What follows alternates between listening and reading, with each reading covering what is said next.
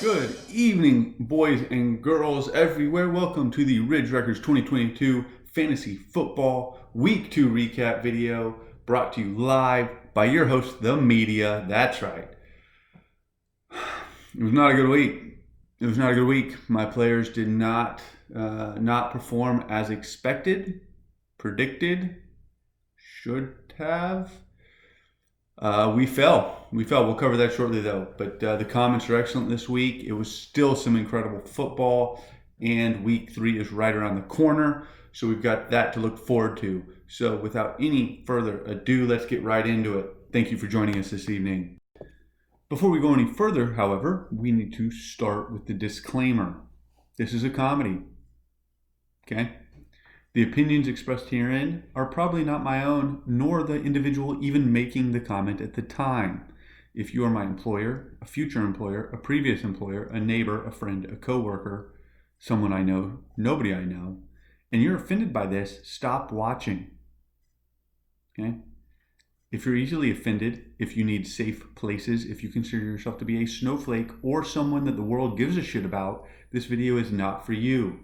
We're here to talk trash, sometimes say intelligent things, and talk about fantasy football.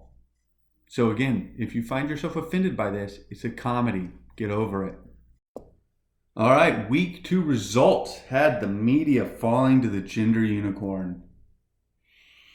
Predicted to get 130 plus points. I put up 83 points this week.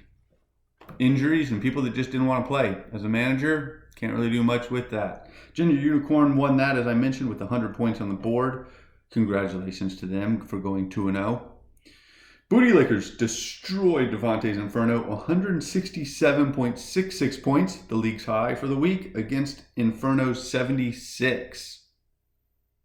They're not looking good. Missing My Young Ho put a beat down on Social Justice Warrior, 133 to 110 points. Nut and Buttsacks put up 96 points against the Dynasties Reimagined, 104. Avoid the Noid put up a good 125 points against the Roster Baiters, 71.70 points, representing the league's low this week. And in the game of the week, very tight, came right down to Monday Night Football. Jags succumbed to Suckaditka, 127 to 130 points. Congratulations to all the winners this week. And to the losers, we suck. Get it next time. All right, before we get into the standings after 2 weeks, I want to say thank you to my sponsor this week, Rum. That's right, Rum, boys and girls. It makes everything better in life. And after my loss this week, Dr. Wiggles put me on a little bit of a warning. So, sorry, Dr. Wiggles. Makes everything better. Ask Jack Sparrow. All right, standings after 2 weeks. The Booty Lickers climb 4 spots into first place.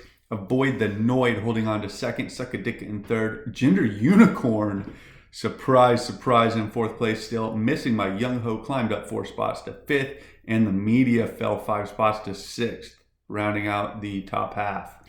Social Justice Warrior falls into seventh. Dynasty Reimagined up 2 spots to 8th. Jags down 2 spots to 9th. Devontae's Inferno falls 2 spots to 10th. Nut and Buttsacks climbs up 1 to 11th, putting the Roster Baiters firmly in the caboose position. The good news is from there's only one way you can go. And based on his waiver wire this week, he's gambling a lot, but he's going to do great things. All right, gentlemen, that brings us to the Week 3 preview. Some really good games this week. Excited about the game of the week myself. It pits the Media versus Booty Lickers in what is being billed as the first half of the Super Bowl, or the Super Bowl preview, or the Super Bowl light. Should be a good game. Both predicted to score high scores, and it should be close. We will be watching that one closely. Gender Unicorn goes up against Suckaditka in what should also be an excellent game. I give the rim to Suckaditka on that one. Think they're going to be able to close it out and give Gender Unicorn their first loss. Nut and Buttsacks plays Devontae's Inferno, which should be a good matchup to see who's the biggest loser. Jags plays Avoid the Noid. We'll see if Jags can actually get a win on the board. Again, I'm still sticking with they're better on paper than they have been performing. Missing My Young Ho goes up against Dynasty Reimagined, which also should be a good game. Both of those two gentlemen claim to be fantasy football savants. And Social Justice Warrior goes up against the roster baiters in what should be a cakewalk for Social Justice Warrior. Like I said, game of the week, the media versus the booty lickers. We're coming for you from behind. Although he sucks, team owner of Nut and Butt Sacks did have a comment for the media. With my second loss in a row, I'm realizing my team fucking sucks. Not as bad as Farmer Frank's, but close. It's been a slow start, but with my exceptional managerial skills, my players are on board for the long haul. I have another week contender coming up in week 3, and this should let the dominoes fall. I see what you did there.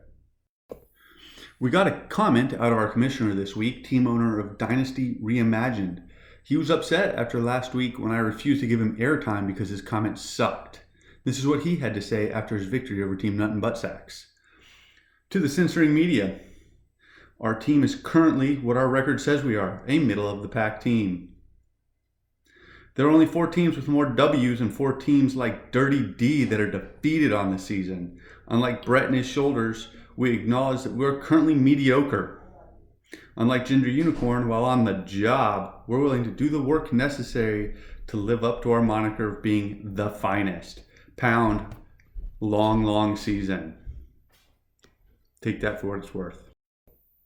Next up was the team owner of Social Justice Warrior, and I asked him how he felt about his season, considering he sold his soul last year in trades in an attempt to position himself for the ultimate victory in 2022.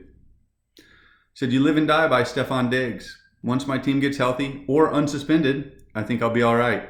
Not going to overreact after week 2. As for second mom, it brings a tear to my eye. As long as one of us can spread woke ideology throughout this league, then my mission has been a success." Humility, it's a beautiful thing. Fitting that next up is team owner of the Ginger Unicorn, and I asked him about his 2-0 start this season, what he did differently in the offseason, and most importantly, what First Mom thinks about his success. This game was a nail biter, or in the media's case, a pillow biter. Hits close to home.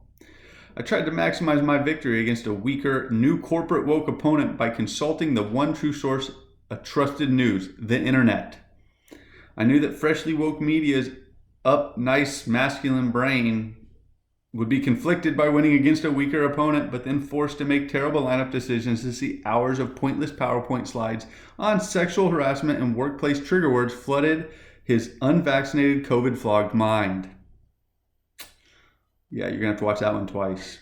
That, and I remembered to check my lineup and realized I had injured players starting, which caused me to add some healthy players, and for once to try to find out who was my starter backups are.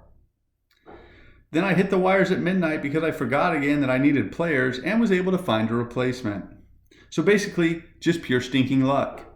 As I believe 99% of fantasy football is, but the media's team still sucks. I think the criticism was a little harsh, but the corporate wokeness is spot on. I got together with team owner of Suckadicka this week, who was very excited about starting the season 2-0 and had this to say about their victory over Jack's Jags. It's great to start the season 2-0. This week, I enjoyed dipping my Ditka in essential oil and rubbing it all over Jack's Jags' Floridian bronzed head. Last night's game was tighter than our unethical commissioner's wallet. It came down to the final minute to determine who would be victorious. Rumor has it that the HOA bedtime in Del Boca Vista, which is Jack's Jags' retirement community, is 8 p.m. sharp. So I'm not sure if he even knows he lost the game yet. Ooh, sick burn. Of course, everybody's second least favorite team owner of Avoid the Noid, had this to say after their victory. Thought it was interesting that I had a bye week scheduled so early in the season. But I suppose that's one of the perks of being the defending champ. Looking ahead to the rest of the season, it appears I have another bye week scheduled week 13, which will be a good opportunity for me to rest my starters right before the playoffs. In conclusion, I have only one thing left to say. Much like Domino's Pizza in my system, my boycott of the media was shitty and short-lived. Here's hoping I never, ever have to experience that again. Well, thank you.